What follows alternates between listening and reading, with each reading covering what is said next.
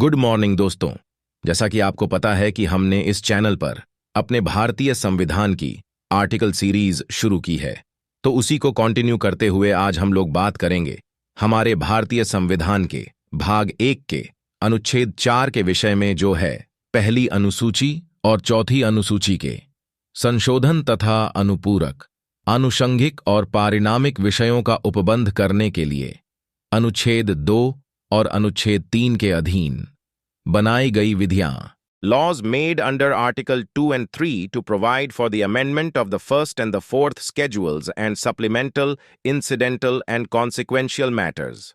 आसान शब्दों में कहा जाए तो संविधान में अनुच्छेद 4 में स्वयं यह घोषित किया गया है कि अनुच्छेद 2 के अंतर्गत नए राज्यों का प्रवेश या गठन तथा अनुच्छेद 3 के अंतर्गत नए राज्यों के निर्माण, सीमाओं, क्षेत्रों और नामों में परिवर्तन को संविधान के अनुच्छेद 368 के तहत संशोधन नहीं माना जाएगा।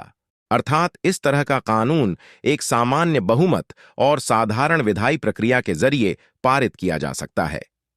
अब आप सभी के मन में एक सवाल आ रहा होगा कि क्या संसद को यह भी अधिकार है कि वो अनुच्छेद 3 के अंतर्गत किसी राज्य के क्षेत्र को समाप्त कर भारतीय क्षेत्र को किसी अन्य देश को दे दें?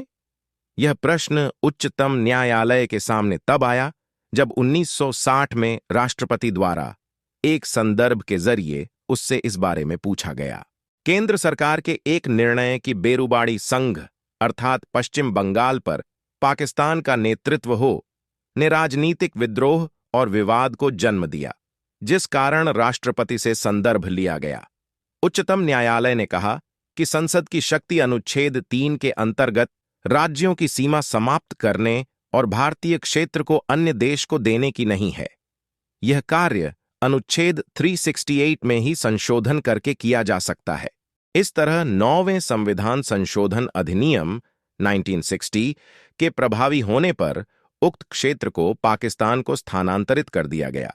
दूसरी तरफ 1969 में उच्चतम न्यायालय ने व्यवस्था दी कि भारत और अन्य देश के बीच सीमा निर्धारण विवाद को हल करने के लिए संवैधानिक संशोधन की जरूरत नहीं है। यह कार्य कार्यपालिका द्वारा किया जा सकता है। इसमें भारतीय क्षेत्र को विदेश को सौंपना शामिल नहीं है। हमारे भारतीय संविधान के अनुच्छेदों की इस सीरीज में आगे आने वाली वीडियोस देखने के लिए हमारे चैनल को सब्सक्राइब करें एवं अपने दोस्तों को शेयर करें, और आपको अगर हमारी वीडियो अच्छी लगी हो तो लाइक जरूर करें। धन्यवाद।